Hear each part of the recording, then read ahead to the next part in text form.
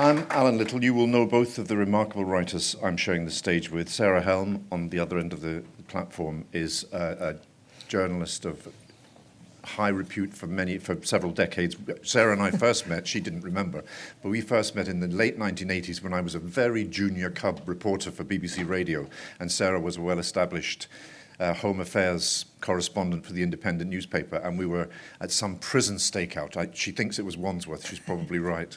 And I remember talking to her and thinking, oh my God, I know nothing compared to this woman. And that was the impression she made on me back then. Elif, Shafak and I met 2 years ago on stage at Edinburgh University, and we had a conversation that resonates with me very powerfully to this day. She's a remarkable novelist, and her non-fiction work makes these two things combined make her one of the most inspiring, wise, and important voices in our literary ecosystem. Please welcome them both. Thank you so much. I don't know about the two of you, but I am feeling pretty overwhelmed at the moment because of Afghanistan, and I can't remember the last public event that made me feel this distressed. It feels to me sometimes as though we are living through the final unraveling of the world that was brought into existence by that remarkable generation that first of all won the Second World War and then went home to build something better than they'd inherited from their parents. I feel as though we're living through the unraveling of the Roosevelt era. I hope it's not true. Sarah, what does this Afghanistan moment look like to you, and how does it make you feel? I completely agree with you that it feels like the unraveling of all those times and all those articles we've written, all those stories we've covered about a better future. I mean, I was a diplomatic correspondent. I wrote about NATO, I wrote about the UN, I wrote about the Geneva Conventions, I wrote about efforts to bring peace, and I kind of believed in it at that time. There was a time when one thought if one covered a story and then went to illustrate it, it might conceivably make a difference. It wasn't worth yesterday's fish and chip paper. And that's what we're seeing now. And I think there's going to have to be a complete reassessment of the entire way we tackle these conflicts in future. But I can't see how it's going to happen. I think we're all completely out of control. And this is the vision of the airport was the ultimate symbol of loss of control and the inability of all of us to influence events, even those on the ground, even the American soldiers. Elif, I think of the people I've met and known in Afghanistan on the occasions when I've been sent there to report, and the work they were doing and the belief they had in building a different kind of society, and the motivation that inspired them to carry on, even in the teeth of Taliban attacks in the heart of Kabul. What is your sense of what this moment signifies? Yeah, I completely share your sense of gloom, and I think we need to feel depressed so that we can wake up, because this is a crossroads, isn't it? I think the old world is no more, it's gone, but the new world is not born yet, like Gramsci, the Italian thinker, used to say. So we're in between these two stages, and it's pretty scary because it's full of uncertainties. And I think we have to become more engaged. We have to become more active citizens. Whatever we do in life, we might be bakers, dentists, engineers, writers, poets. In our own way, we have to become involved citizens and put pressure on people who are in power and who have the authority to make a difference. That idea that the world is Eurocentric or Western-centric is in tatters. And also this dualistic way of seeing the world, as if the Western world is solid and safe, and you don't need to worry about human rights and women's rights in the solid parts of the world. But you need to worry about such things in the liquid parts of the world. That idea of solid lands versus liquid lands is also gone. And I think we're all living through liquid times. We cannot take anything for granted. But if I may add this very quickly, coming from a country like Turkey, what we have seen is whenever a country tumbles into ultranationalism, populism, populist authoritarianism, any kind of religious fundamentalism, I think women and minorities will be the casualties. And in Afghanistan, I cannot believe that, they're treated as casualties also by many Western commentators. I cannot believe it when usually male commentators talk about maybe the Taliban have changed. Let's give them a chance. That kind of rhetoric. I have seen Turkish papers talking about the elegance of Taliban clothing. So this weird emphasis on completely irrelevant things and not seeing, not hearing the voices of women, the voices of minorities, including LGBTQ plus minorities in Afghanistan. These people are treated as if they don't matter. And that rhetoric has to be challenged. And women and minorities can't be treated like casualties. That division of the world into liquid and solid fell apart really in 2016, I suppose, or that was the moment it crystallized. And it's you actually tell a very funny story about that, because as I remember it, that train of thought was triggered by a visit you had when you were still living in Turkey from an American journalist, and she said to you, well, I can understand why you're a feminist, because, you know, you live in Turkey. Yeah, with all the good intentions, this person told me that it was very understandable for me being a feminist, because after all, I lived in Turkey. But the way they said it is as if you don't have to worry about women's rights, minority rights, or rule of law, or the future of democracy if you're an American citizen. And of course, as you said, since 2016, we have seen more clearly that actually democracy is much more fragile. It's a much more delicate ecosystem of checks and balances than we have assumed. And very quickly, I think we need to bear in mind that Turkey has elections. We have, relatively speaking, regular elections. Russia has elections. Russia is not a democracy. Turkey is not a democracy. Having a ballot box, having referendums, elections in itself is not enough to sustain a democracy. There are all these other institutions, democratic norms, and the language of, democratic politics that we need to keep alive. So if you don't have rule of law, separation of powers, if you have tabloids pointing out at people and calling them enemies of the people, if you have politics full of martial metaphor, if opponents become enemies, one by one those institutions start to become eroded. And then I'm scared, because from democracy we slide into majoritarianism. From majoritarianism, the next step is authoritarianism. Sarah, what does it say, before we move on to discuss both of your books, what does it say about the nature of American power in the world? 20 years ago, not long after 9/11, I was in New York and I met a young Pakistani journalist who had left his paper in Pakistan to go and study for a year at Columbia School of Journalism. And he had been in Pakistan at the time of the 2001 Twin Tower attacks. And he said, American power is experienced differently if you are inside the citadel, within the walls of the citadel in North America itself. You experience American power as a benign force, something that upholds the rule of law. This is 20 years ago. Something that upholds the rule of law, protects your human rights. But if you live outside the walls of the citadel, on the barbarian fringes of empire, you experience American power as an arbitrary force that can take away your life or destroy your village.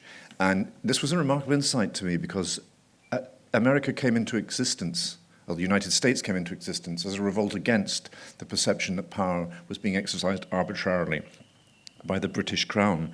What do the last few days say to you about the nature of American power in the world? Well, it's a good question. I've been thinking about it. The picture of those American soldiers at the airport, obviously individually trying to do their very best and in acute danger, but powerless. But I think to most ordinary people in Afghanistan, probably in Turkey, certainly in Palestine, in Gaza, in the West Bank, there's nothing new in this to them. American power has been arbitrary, unjust and cruel for a very, very long time. This is just the latest, and perhaps in some ways the most, in a sense, grotesque public display of first of all, the fact that it doesn't have the power when push comes to shove, and secondly, that it is very destructive. And you just see that, and they're actually destroying themselves. And you just had to look on Biden's face when he was giving his press conference, and there was this man flailing around. He didn't know how to explain what was going on or how to justify it. So he talked a lot about his own personal pain in order to try and communicate with the American public. But actually, really, I think that press conference was, as much as the scenes at the airport, a display of a sort of maybe a beginning of a self-knowledge. But of course, the great fear is that Trump will play into this. I mean, I'm not a great expert on American politics, but I imagine he will play into this. And if we're not very careful, this is only the beginning, is one of my thoughts. This is the beginning. I mean, Elif talks about, a moment of reckoning and a turning point, which is surely true. But I think we're in for an awful lot worse, an awful lot more of this. And I just wanted to pick up on one other thing. You talk about liquid and solid, which I love the metaphor. But another aspect of that is that I've often thought on the question of refugees, which I write a lot about, how absolutely absurd it is that we in this country never kind of stop and consider we might be refugees one day. Now, you just think about climate change. I mean, how long is it going to be before we're going to be looking, or some of us are going to be looking for somewhere that isn't being flooded, that isn't too hot? We are going to be refugees. We are all refugees, actually, potentially. And so I just think that America has no power over that either. And I don't know where it goes, but I think it's an extraordinary display of the cracking of that edifice, really. Elif, you've written this book, How to Stay Sane in an Age of Division. And towards the end, you talk about, let me just quote, "As a novelist, I believe in the transformative power of stories to bring people together, expand our cognitive horizons, and gently unlock our true potential for empathy and wisdom." Sarah deals with journalism, and you deal mostly with fiction. What is it about fiction? What's the contract that you enter into with the reader? Fiction, as Salman Rushdie says, a novel declares its fictionality up front. It says, this is made up. None of this is true. But if you agree with me to suspend your disbelief, I can reveal to you a truth much more profound and greater than can be found in journalism. Is that why you do it?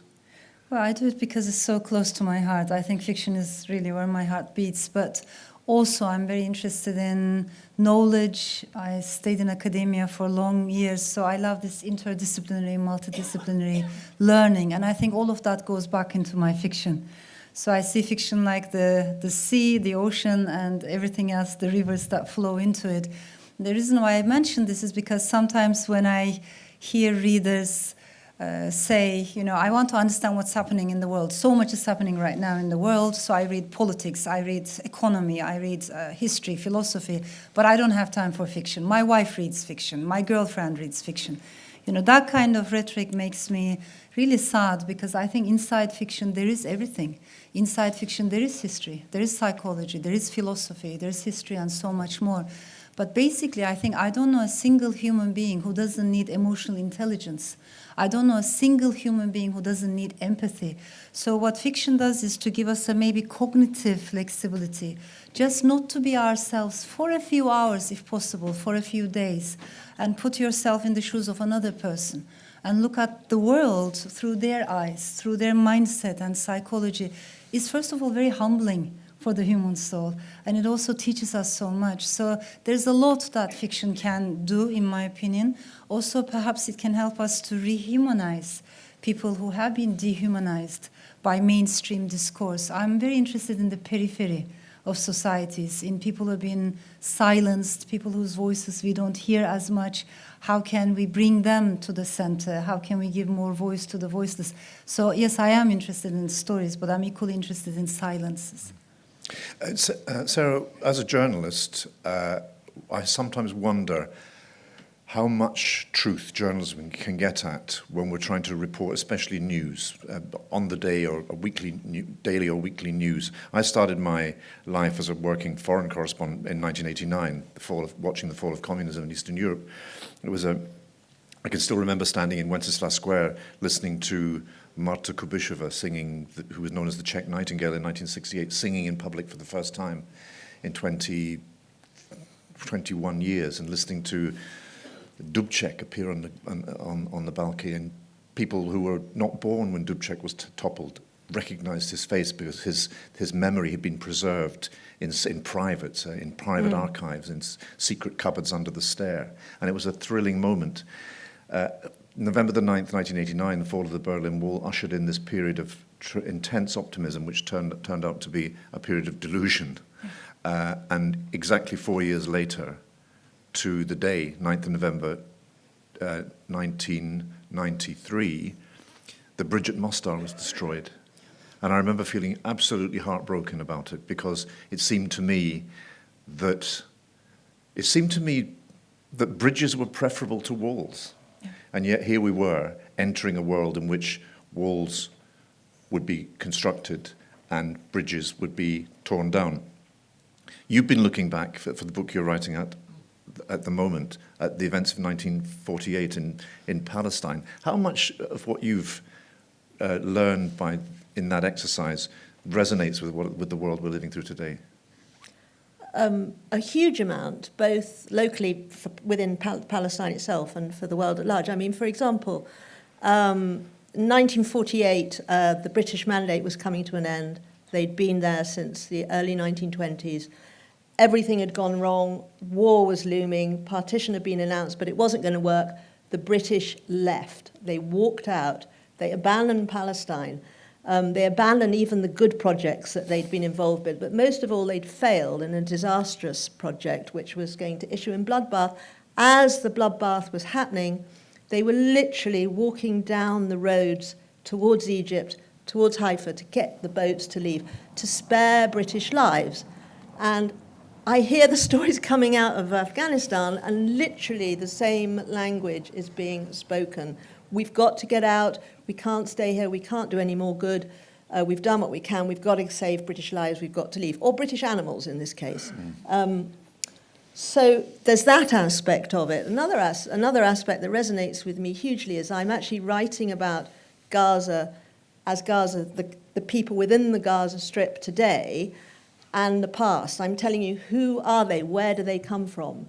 Well, the people that live in the Gaza Strip today are largely refugees from villages that they can almost see from within the Gaza Strip that were all destroyed, 200 totally erased villages, peasant villages in 1948.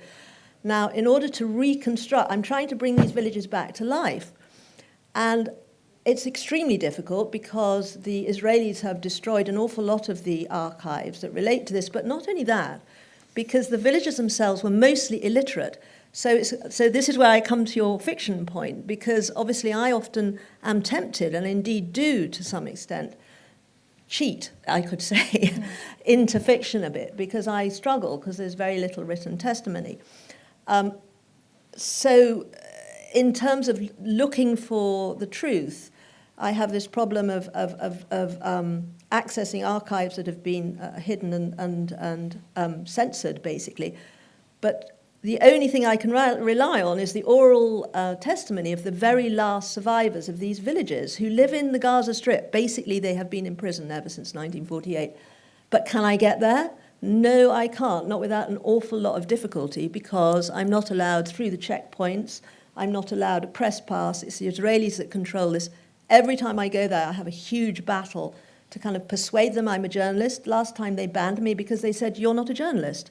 I said, "But I'm sorry, I've been a journalist for the last 25, 30 years of my life." They said, "No, you're not." So I had to convince them, and I appealed. It took 18 months. I wasn't allowed to go in. And I probably won't be allowed back.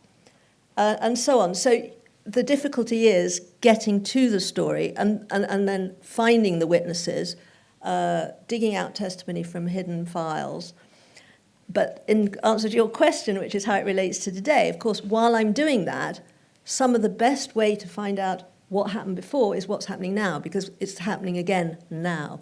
So if I watch, the way the Gaza Strip is held under siege, the way the bombs land, the way the houses are destroyed, I watch this as the witnesses are telling me exactly the same stories from 1948.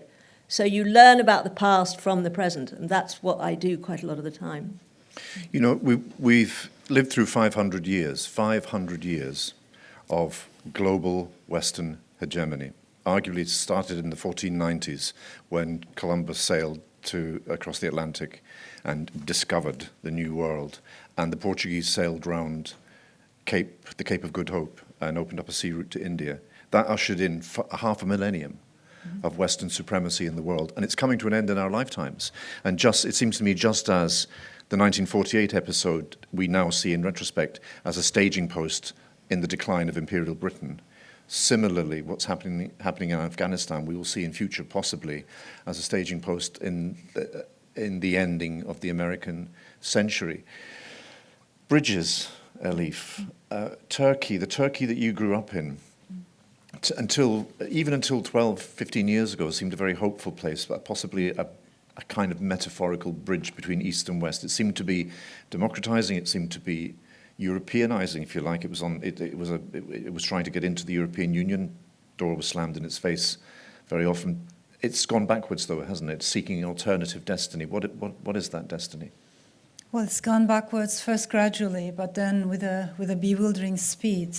And I think alongside the rise of nationalism, populist authoritarianism, and Islamism, we've also seen an increase in sexism, in misogyny. I think these things always go hand in hand. Sometimes people talk about, like my generation, we grew up believing that we were part of Europe. Europe had a different idea about us, but we thought we were part of Europe, or we could be someday. The rhetoric right now in Turkey is not like that at all. It's about joining, looking for alternatives. And more you will hear people saying, maybe democracy does not suit our national character anyhow. Maybe democracy is a Western thing anyhow. Let's look for alternatives. Let's look at Singapore. Let's look at China. They're making lots of economic recovery and success. You don't need, for that kind of success, you don't need democracy. Actually, democracy could be just an obstacle. So that discourse is very much visible in the public space, in addition to nationalism and Islamism. The thing in Turkey is we have a very long and very rich history, but that doesn't mean we have a strong memory. And that's why what Sarah's mentioning is so important. Do we ever learn from history? Do we ever learn from our mistakes? So in Turkey, we're a society of collective amnesia. Our entire relationship with the past is full of ruptures, and it's very difficult to have a nuanced conversation about the past, both the beauties but also the atrocities of the past, so that we can learn and hopefully never ever make the same mistakes again. And when you have such a big void, that void is usually filled with imperial nostalgia, talking about the golden age of the empire. We were such mighty empire. That illusion that never corresponds with reality, that is unfortunately very strong in places like Turkey. We have that in common. Sarah, I want to quote something to you, if I can remember. I'll probably paraphrase her, because I understand exactly the appeal that fiction has for Elif, and as a fiction reader myself, I turn to fiction again and again when I need it. Yeah. And but I'm a journalist, so I deal with something else. And the great Martha Gellhorn, the 20th century war reporter who started in the Spanish Civil War and came through the Second World War and Korea and many other conflicts, she said in late middle age, when I was young, I believed in the perfectibility of mankind and the idea of improvement. I thought that all that had to happen for injustice to be addressed was for it to be exposed. If there was skullduggery, malice in the world, all I had to do was write about it and the saving action would appear. She said, I think I must have thought of public opinion as some kind of solid force, something like a tornado, always ready to blow on the side of the angels. And she said it took several wars and public disturbances to disabuse her of this in middle age, but she still wanted to go on doing it. And she asked herself to the end of her life what the point was of going to dangerous places to bear witness. And she said, in the end, it's worth doing. It's worth doing for its own sake, because honest journalism is a form of honourable behaviour between reader and writer, involving reader and writer. But that was then. This is now, because we are now living in a period in which, let me put it this way, the work that you and I have done all our lives has been predicated on the conviction that there is something called the truth, and that it's knowable and verifiable, and that it can be established beyond reasonable doubt. Another way in which the ground is soft and liquid beneath our feet is that that's no longer a governing assumption. There is a war on truth in the place where it should be most secure, which is to say, in some of the oldest and most entrenched democracies. Do you share that concern, or am I just getting over-anxious? I have two reactions to that. First of all, in terms of the importance of having journalists and reporters out there trying to, as Martha Gellhorn said, trying to dig out the truth. I mean, I'll tell you, very early in my career, I was on a little paper called the Yorkshire Evening Press, and we used to cover court cases, and a lot of court cases. They had some amazing, extraordinary crimes in York Crown Court. And I'd sit there, and there was a woman there from the Yorkshire Post called Maggie Greenfield, and she was much, much older than me at that time and much more experienced. And some story started going, some case started, and we were kind of bored and fiddling about. And she said, Sarah, my blood's up, I can't help it, this is a great story. And she was already about in her 60s, I think. So there's something like, you're a born novelist, Elif. Well, I think I have to confess, I think I'm a born journalist. I mean, you just get excited by the story. The question is, what is a story? And it's something that needs reporting, and I can't really say it more than that, and it is hopefully the truth, or as close to it as you can get. And I still think, of course, it's nonsense to say that there is no such thing as truth. Within the course of a debate and an analysis, people can take a point of view, clearly. But of course there's truth. I mean, one of the great stories, one of my most exciting moments as a journalist was when when I was covering the Guildford Four trial, when the Guildford Four accused of the terrible pub bombing were wrongly accused. And quite early, I was put on this story, and quite early on it, just purely through speaking to as many people as I possibly could, I became completely convinced they were innocent. So we sort of went for it. It was an independent campaign. And the day that they walked free out of the High Courts of Justice on appeal was just fantastic, because I felt like I'd been very close to the truth. Obviously, it couldn't be shown until the judge ruled. But the truth is there. There was a truth. They were guilty or they were not guilty. They were not guilty. So truth is there, and I think reporters are absolutely essential to continue to digging it out. The other thing I just say is that in today's world also, one of the terribly unfortunate things is that newspapers don't exist like they used to. Now, okay, I'm old-fashioned, but I believe in foreign correspondence, in reporters being in places, in there being a local reporter, there being a correspondent in the borders to, work for the Telegraph, and there being a Jerusalem correspondent to report for the Times. They're closing down foreign bureaus. People who knew the country, who knew how to get about. When a crisis happened, they covered the crisis, they knew the background. And when the crisis stopped, they were still there, and they covered the aftermath. Now you get Gaza. How often does Gaza come up on the news? Only when the bombs are dropping. Nobody goes in and writes about it before or after, or indeed during the last campaign. So I can think it's one of the things if someone said, well, how would you like to bring back this this new world order, if you want to call it that, one of my absolute priorities would be to review, bring back a lot of the old standards of journalism, bring back reporting on the ground, give reporters the money and the resources they need to get to places. So I think the truth is out there, not in all cases, but there are facts and there are things that are not facts. There were, 200 at least people murdered at Deir Yassin as the British were walking out of Palestine in 1948. There were not 50. It's not true that there was no massacre. There was a massacre. There are facts. I'll tell you a brief story from my own early days in journalism. I worked as a trainee reporter in a radio station in the south of England, and we had very, very old, decrepit equipment. And the national and international news that we used to read on air came down from London on a teleprinter every hour at 20 to the hour, and it was called the rip and read. You just ripped it off the teleprinter and you read it sight unseen on air. And in local news you'd written yourself. But our teleprinters kept cutting out. And so one day the teleprinter printed the first line of the first story and then cut out and then started again and printed the second line of the second story. So I read BBC News at 3 o'clock. The Dover Ferryman's dispute is over. It follows an agreement signed between the Nicaragua government and the Contra rebels. Nobody seemed to notice. That was the truly damning thing. About a decade ago, at this festival, Marie Colvin was here. And I remember something huge happened in Libya. It must have been 2011, I think. And she was desperate to get away. And she ran off to the airport and managed to hitch a ride on a cargo plane. She sat in the cockpit of the cargo plane and got to London in time to catch a charter into Tripoli. Marie, I think, was one of the greatest, or probably the greatest eyewitness journalists of our age. And she was the Martha Gellhorn of my lifetime, I think. Did you know Marie? Yes, I knew her quite well. Yeah, no, she was completely fearless, and she wanted to be there.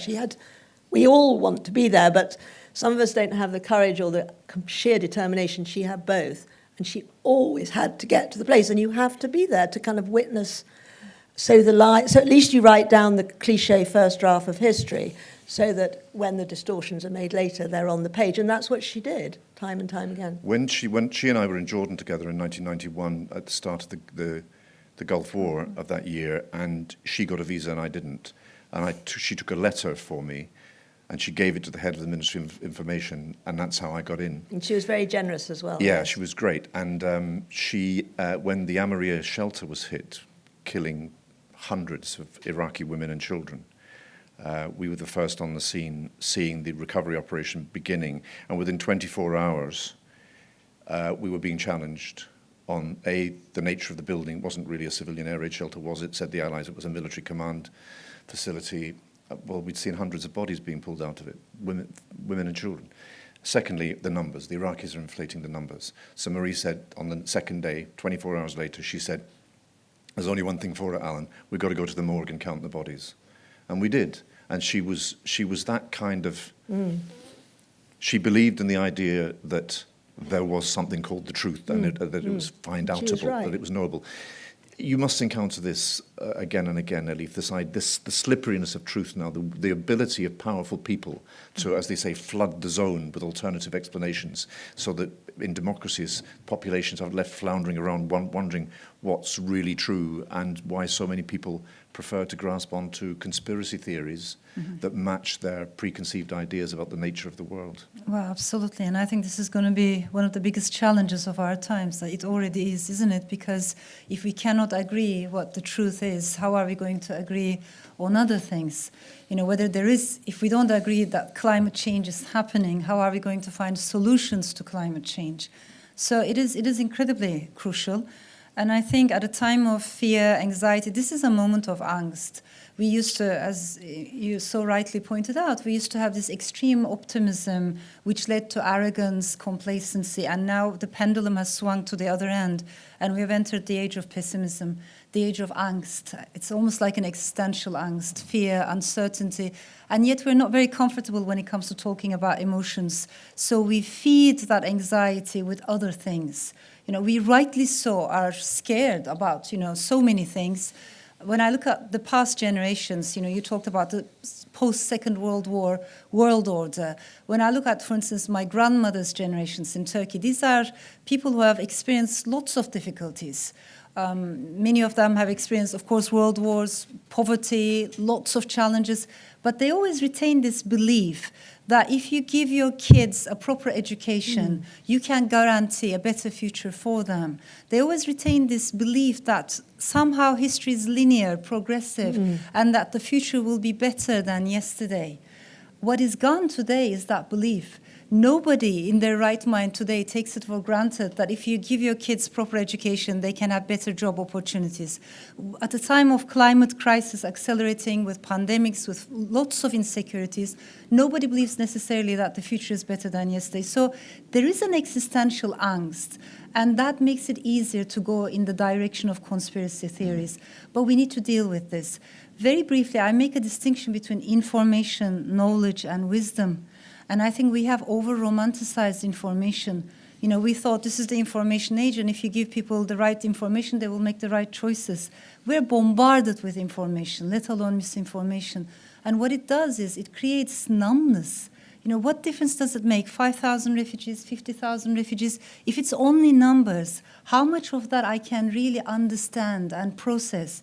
So I think what we need is less information, but more knowledge, and hopefully ultimately more wisdom. So for knowledge, we need to slow down. You cannot rush knowledge. I think knowledge comes from investigative journalism, slow journalism. It comes from books, but wisdom hopefully comes also from empathy, from emotional connection, as well as cerebral connection. Those are the things that I would like to see being more encouraged and promoted. Yeah, you tell that story of the three generations of women, of you, your mother, and your grandmother, and how each of them believed and handed down this belief that my daughter's life can be better than mine if I invest in her with the right commitment to education and so on. And interestingly, though, and one of the things I love about Elif's fiction is it resonates with human empathy and with wisdom, which, if you like, who is it said wisdom is applied knowledge. And there's great wisdom and hope and inspiration. This is quite a gloomy conversation, for which I apologize. Afghanistan sits on my shoulders very heavily.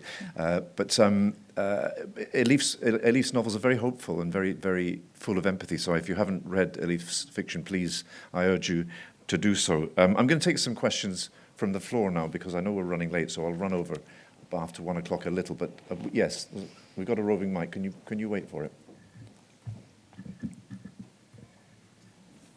One of the things that concerns me is not I'm what going is... to ask, would you mind if I ask you just to take your mask off while you Okay. ask the question? Yeah. One of the things that concerns me is not what is reported, but what's not reported. And I think that one of the things that I observe more and more, and I'm particularly interested in Jolyon Morm's campaign for the Good Law Project, is how little that has been reported in the press. It is occasionally reported on the BBC, but very rarely. And I just wonder whether editorial control of what goes out as news is something we should all be concerned about. Sarah. Well, I couldn't agree with you more. I mean, just on the BBC, which I'm not associated with, so I can speak very freely. I think it's stunning how the Good Law Project work, but also just Brexit in general, is not being investigated, reported, that there are no, it's not being harried to every corner of the earth to be explained and for the effects of it to be told, and it's not barely even mentioned. Now, we all know probably what the reason for that is, that there's some kind of editorial decision, that political decision that has cowed the BBC into this kind of censorship, frankly. But it's indicative of a very bad trend. Again, it's a lack of confidence on the part of the journalists.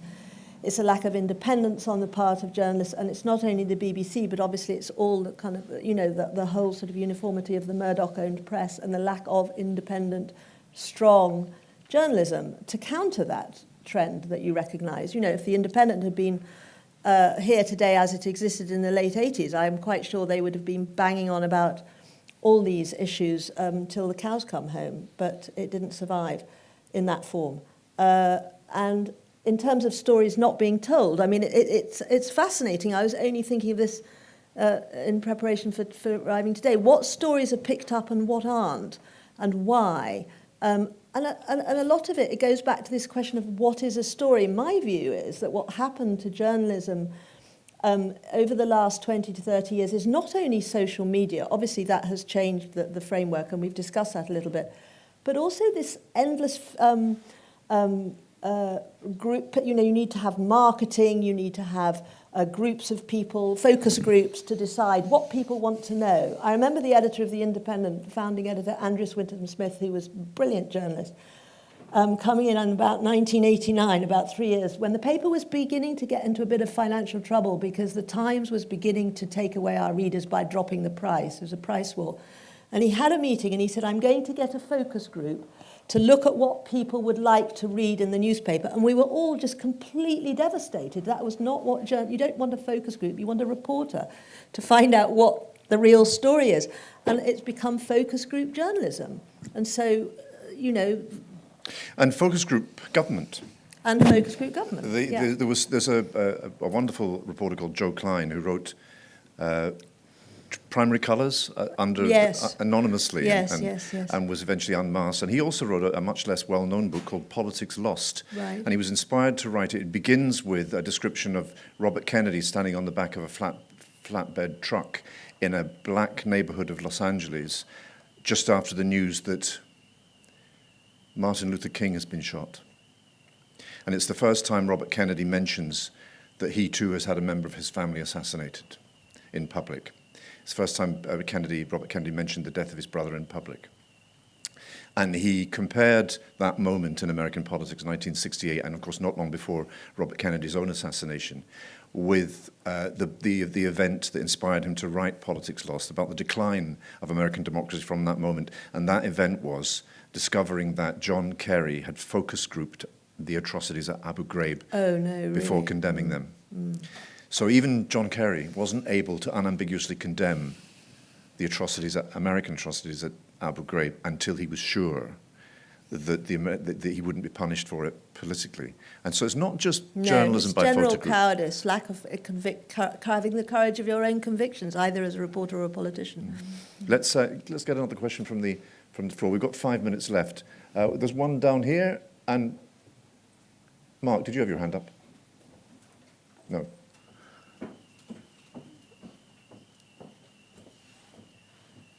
Anybody else raise your hand as the answers are coming in? Yes. Why do you think that in the main, the British media, with the exception of Computer Weekly and Nick Wallace, I think his name is, have so omitted to dig out what I suspect may be the real truths behind the post office scandal? Crozier has got another public appointment. Vennell's got a CBE. Vennell's was on a cabinet NXD. What the hell is going on? I'm really glad you've asked that question because I've never covered it. I don't know anything about the details except probably what you know, but I was completely horrified. It's one of the most horrifying stories I've actually heard, domestic scandals in many, many years. Tragic on every level and obviously reeking with corruption and skullduggery and, buck passing. Why the media? I don't know. I can speculate, but to be honest with you, I actually don't know the answer to it. And maybe some kind of corruption payoffs are going up to an astonishingly high level. I don't know. What do you think? Well, I don't know the details of that one either, but I will make this observation about the new territory that we're in. Because truth itself, because we no longer have... America and Russia are extreme examples of this, but we're on the same path now, at some distance behind. The disappearance of a shared public reality. There are two separate Turkeys gazing at each other across an ever-widening gulf. There are two separate Americas gazing at each other. They can't agree what the publicly established verifiable facts are, never mind. And when you can do that, conventionally you can agree what the facts are and then disagree on how you interpret them or what you think they mean. But now we can't even agree what the facts are. And that puts mainstream journalistic organs, the New York Times, I had a conversation about this with a friend on the New York Times, and the BBC and others. How do you go on calling out lies and deliberate distortions without placing yourself on one side of the partisan divide? How do you go? What are the implications of an organisation like the BBC continually telling half the country that they're wrong? It's a problem. It's highly problematic, and we haven't found the answer yet. But that doesn't mean people aren't honestly trying to grapple with these problems. And the New York Times, I think, is if you don't read the New York Times, go online and read it, because it is upholding conventional, traditional journalistic standards with tremendous vigor and inspiration, and it's worth casting your eye outside this country to look at some brave journalism in the English language. Are there any more questions from the floor? Yes. If nobody else puts their hand up, I'm going to make this the last one. I wonder if the panel could tell us anything cheery, or maybe where to look for rays of hope in all of this. Elif.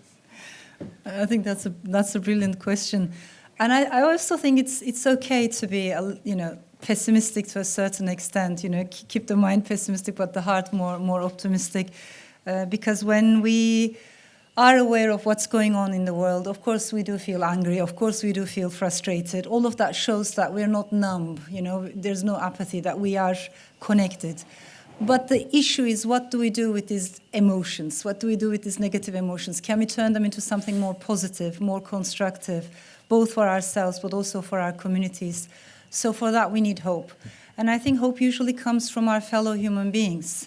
Just to realize that despite what politicians say, we are citizens of the world. We are citizens of humankind. You can have both very strong local attachments, love the country of your ancestors, feel rooted here, but also care about people miles away, continents away, and realize that this is our only home, this planet. So how can we foster multiple belongings rather than a singular notion of identity, which is based on mutually exclusive boxes? That's something that I really care about. The second thing I very much care about is pluralism, multiplicity. How do we encourage that in our public discourses? How do we find the untold stories? Who are the people who are not invited to the table when the decisions are being made? So to bring them into public spaces, have more women, have more minorities in the public discourses. But basically, when we do have these conversations, and that's why cultural festivals are really so precious, because we can have nuanced conversations at a time of speedy information. We can listen to each other. We can become better listeners.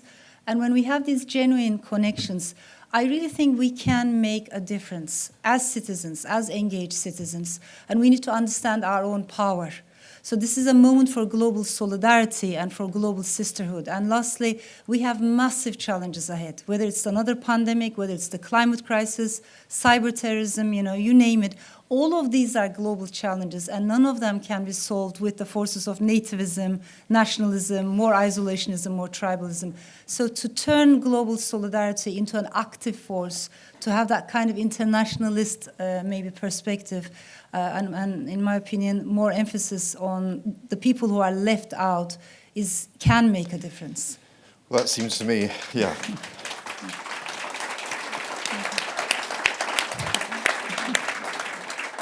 That seems to me a wonderful note to end on. Elif and Sarah, thank you both very much indeed. Thank you.